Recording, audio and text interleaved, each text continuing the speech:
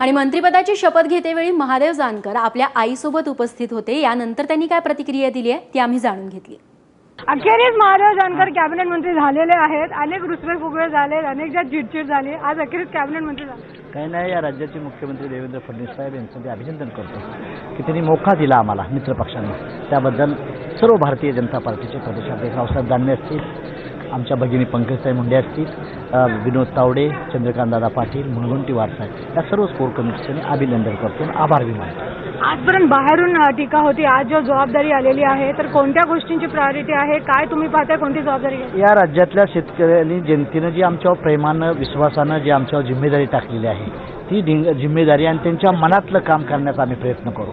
या राज्यानं शिवसेना, भाजप आणि मित्र पक्षांना जी सत्ता देण्याचा प्रयत्न केला आहे त्या जनतेचं त्यांना फील वाटेल, अतिशय योग्य होईल, पारदर्शक कारभार होण्याचा आम्ही प्रयत्न करू। जानकरांची 91 वर्षांची आई पण आलेली आहे। आज लेकराला शपथ घेताना किती आनंद झाला आणि लेकराला काय सांगाल, कसं काम केलं पाहिजे? चांगलं काम करतात, चांगलं मारीन म्हणायचं नाही।